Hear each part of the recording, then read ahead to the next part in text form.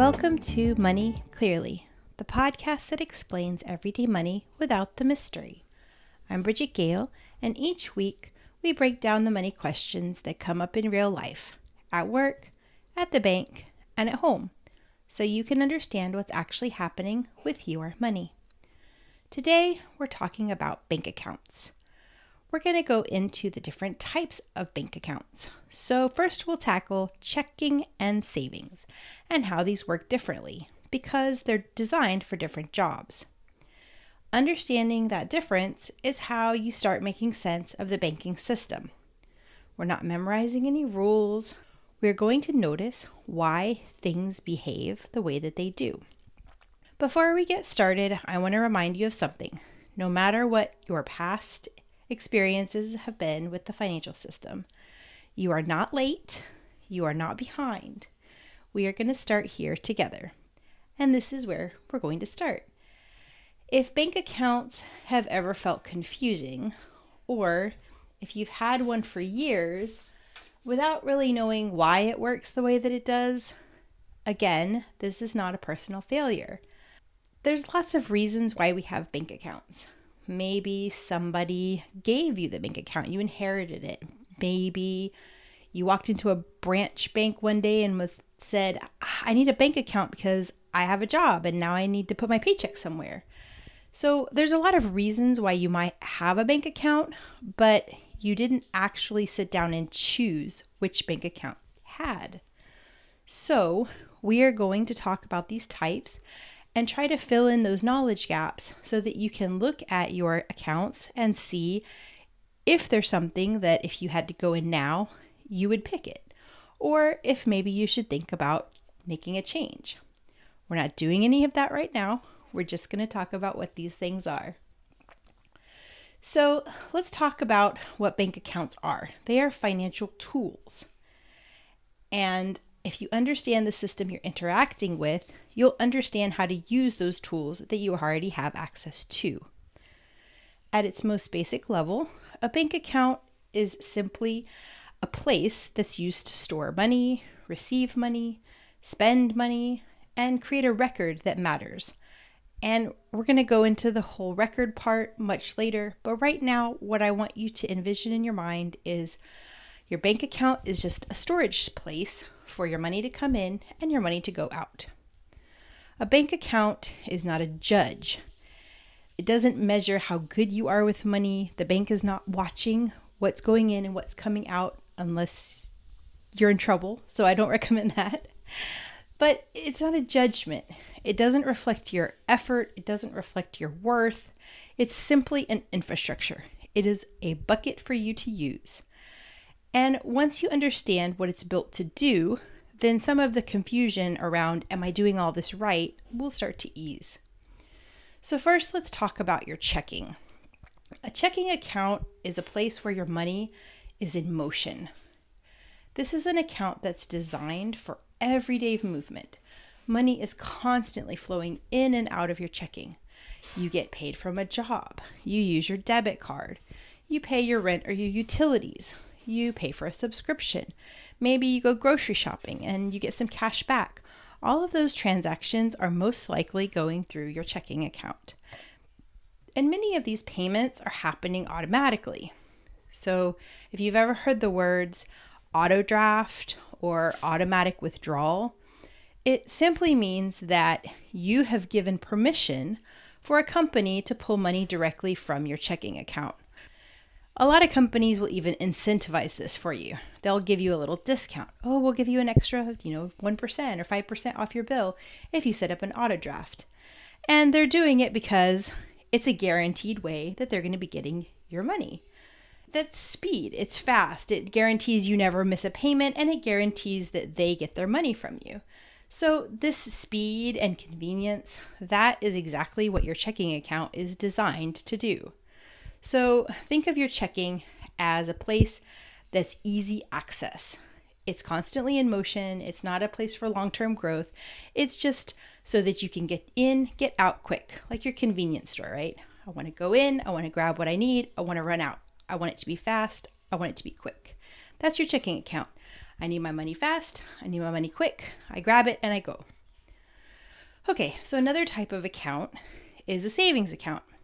And the savings account is a bit different from the checking account because your checking account, while always in motion and in flux, your savings account is where you really want your money to sit at rest.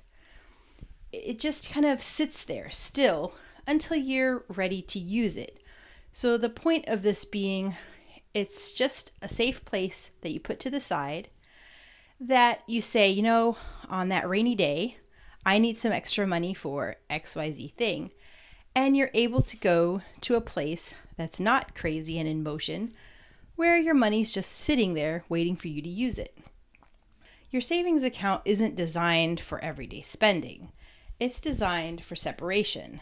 And the separation is what reinforces your intention, right? I intend to use this for a specific purpose, and that's why I set it aside in my savings account. Right now, the biggest benefit of savings is intention.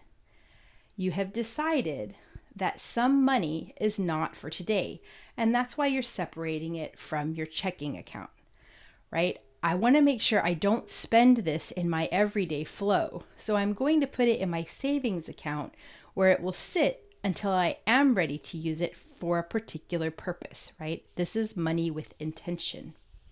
Most money flows through your checking account first.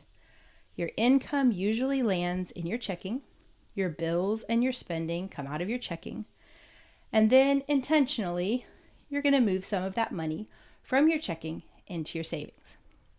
So I know that I have a bunch of people out there that just said, but how do I know how much money I should move from my checking into my savings? I've heard a rule about saving this much, or how should I know? And all of those are very fair questions, but they are not something that we're going to get into today. We will come back to it and talk about how you decide how much money needs to go into your savings account. But for today, it is enough to know that these two accounts are designed with specific purposes in mind, and they're meant to be used in very specific ways. We're learning what an account is designed to do, and we're not really making any decisions about it. We're just getting familiar with some terminology. On that note, let's talk about another term that will come up a lot in finance, and that's the word interest. Interest is simply the bank paying you a small amount of money for letting your money sit with them. Money in your checking account is constantly in motion. It's moving in and out all the time. This is not a place where the bank can really count on you keeping money because the bank knows that checking accounts aren't designed for that. But your savings account, that money tends to stay still a little longer. That stability that the money is actually going to sit in the bank is very valuable to the bank. And they want to reward you for letting your money just sit still. That's why you see higher interest rates, right? They'll give you more money back on savings accounts than you do on checking accounts. But you're trading off some access because that savings account isn't meant to be used constantly like the checking account. So many times there'll be restrictions on those accounts.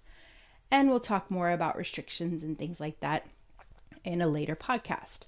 But right now, just know that you give up some of the access, the easy access to your money, when you put money in a savings account versus a checking account. In return, the bank is going to reward you for that stability by paying you more in interest in the savings account than in the checking account. So, interest isn't a reward for doing things right. Interest is a trade-off. The bank is saying, thank you for letting your money sit here. I'm going to give you a little bit of money in return because you let your money sit with me. There's another kind of account that you might hear about when savings account comes up. This is called a high yield savings account. These things are still savings accounts. They just usually pay a little bit more interest than regular savings accounts. Thus the high yield portion, right? They're going to give you more back. You'll see it a lot in connection with online banks. just know right now, they're still savings accounts. They still have the same core purpose as a regular savings account. They're supposed to be a place where your money sits still. And we'll talk more about what the difference between high yield and regular savings is in another podcast. I know a lot of things sound like they're getting deferred, but I don't want to overwhelm anybody right now. And right now we're focusing on what is a checking account, what is a savings account. But I also want you to know that if these terms come up, they're not scary terms or something that you can't wrap your head around. It's just another type. It's a bit of a differentiation when people talk about high yield savings account. And it just means that they're going to pay you a little more.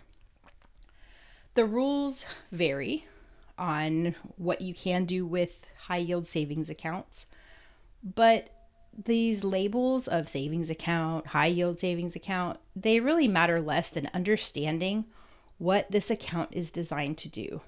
And these accounts are designed so that your money is sitting at rest, set aside intentionally, and not being moved around in the everyday shuffle. So if this feels like a lot right now, then that's okay. Today is just understanding what these tools are. Hopefully I've given you good definitions and you can start to wrap your head around what a checking account is, what a savings account is, and what the difference in the purpose of these accounts are. These are tools. They're tools that you may already have at your disposal. They may be tools that you haven't looked at yet. Maybe you have one, maybe you have both. But in general, these things are just going to be tools, and at some point, you're going to evaluate and decide whether these tools are the right tools for you and if they're working for you. In the next episode, we're going to walk through these specific bank accounts and how they're priced and what a free account really means, because sometimes it doesn't mean what you think it means. But for this week, our actionable step is to notice, where does your money usually land? Where does your money move? And do you have a place where your money sits still? It could be your mattress. It can be a savings account. Just notice, where is money moving in your life? Do you have multiple accounts? No changes, no fixing anything yet. We're just becoming aware. And on that note, that is it for today. Thanks for listening to Money Clearly. And remember, take care of your money so it can take care of you.